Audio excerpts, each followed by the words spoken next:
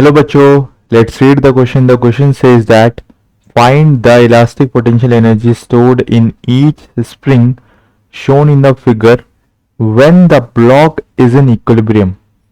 So block हमारा equilibrium पे जब हो जाएगा, जब हमें elastic potential energy निकालनी है each spring के अंदर, and also find the time period of vertical oscillations of the block. Right? तो आइए बच्चों, हम इस क्वेश्चन को हम कैसे करने वाले हैं देखते हैं.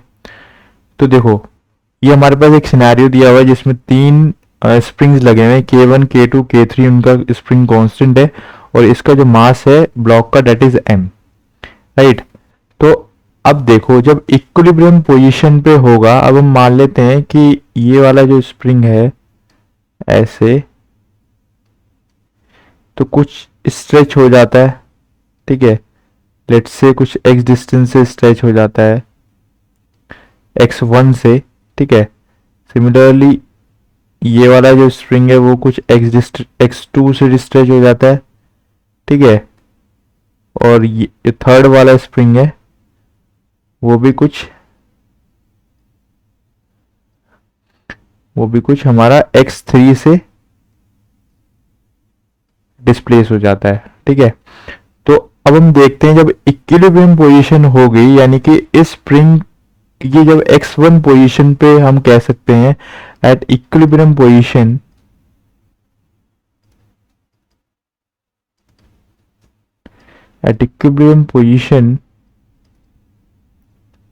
तो फॉर स्प्रिंग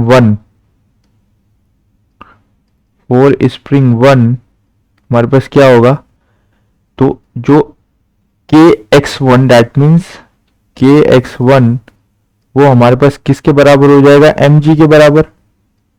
इक्विलिब्रियम पोजीशन तो ये होगी भाई, जितना इस पे डाउनवर्ड लगेगा उस पे उतना ही स्प्रिंग फोर्स ऊपर की तरफ लगेगा. तो kx1 is equals to mg. तो यानी कि x1 की वैल्यू हमारे पास क्या आ गई, mg बाय k1. यहाँ पे k1 मान लेते हैं, spring constant for first spring हमारे पास k1 दिया हुआ है. तो यानी कि इसकी जो पोटेंशियल एनर्जी होगी दैट मीन्स PE1 वो हमारे पास क्या हो जाएगी बच्चों, that is half of kx2 square, यानी कि k1 आएगा यहाँ पे. So half of k1 m square g square divided by k1 का स्क्वायर. k1 कैंसिल हो जाएगा तो हमारे पास कितना बचेगा बच्चों, half to m square g square divided by k1. तो ये तो आ गई हमारी potential energy in first spring. Right. तो सिमिलरली हम पोटेंशियल एनर्जी इन सेकंड में लिख सकते हैं, PE2 इज इक्वल्स टू हमारे पास क्या आएगा, half of m square g square divided bye k2. Right. और ऐसे ही हम PE3 लिख सकते हैं स्प्रिंग में. तो हमारे पास क्या होगी, half of m square g square divided bye k of 3. Right. तो ये हमारी पोटेंशियल एनर्जी आ गई सबके लिए. तो अब हमें क्या निकालना है, टाइम पीरियड निकालना है. तो अभी तो हमारा पहला पार्ट कवर हो गया इस क्वेश्चन में. अब निकालना है find the time period of the vertical oscillations. तो अब देखो, जब ये स्ट्रेच करेगा तो ये कुछ ना कुछ वर्टिकल ऑसिलेशन बनाएगा, ऐसे ऊपर नीचे की तरफ ऑसिलेशंस करेगा ऐसे ये ब्लॉक. तो इसका हमें टाइम पीरियड निकालना है. तो अगर हम देखें इस पोजीशन को, ये हमारे जो स्प्रिंग्स है वो हमारे एक तरीके से स्प्रिंग और सीरीज कॉम्बिनेशन में, तो इसका हमें ओवरऑल इफेक्टिव निकालना पड़ेगा. ठीक है, और ओवरऑल इफेक्टिव निकालने के लिए हम क्या करेंगे, तो अब हम क्या करते हैं वो निकालते हैं ओवरऑल इफेक्टिव. राइट. तो इसको हम थोड़ा सा राइट लेफ्ट में शिफ्ट कर देते हैं. ठीक है, दिस इज k1. ठीक है भाई. अब अगर हम इसका k नेट निकालते हैं, सो k नेट जो होगा हमारे पास k1 k2 k3 यानी कि सीरीज कॉम्बिनेशन में होगा. तो यानी कि हम कह सकते हैं इसका k नेट निकलेगा 1 by k net is equals to, इसको थोड़ा सा हम स्पेस बना लेते हैं, यहाँ पे हम स्पेस बना लेते हैं. ठीक है, so 1 by K net is equals to 1/k1, इसमें 1/k2 इज 1/k3।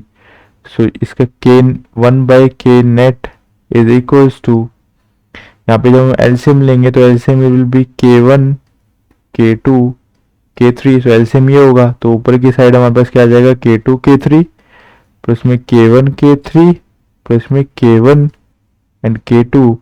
सो जो k नेट होगा वो हमारे पास क्या होगा, k1 k2 k3 divided by k2 k3 plus में k1 k3 प्लस में k1 k2।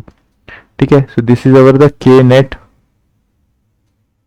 of this combination, this will be the k net, यानी कि नेट स्प्रिंग कांस्टेंट, राइट। तो अब जो टाइम पीरियड होता है हमारे पास क्या होगा, 2 पाई इंटू में m बाय k नेट।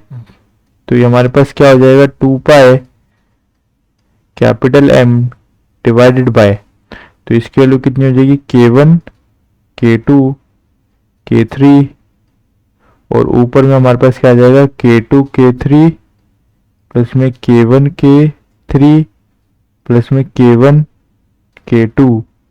तो ऐसे हो जाएगा ये हमारे पास। So this will be the overall answer, right. So this will be the time period of this particular mass m or block mass m.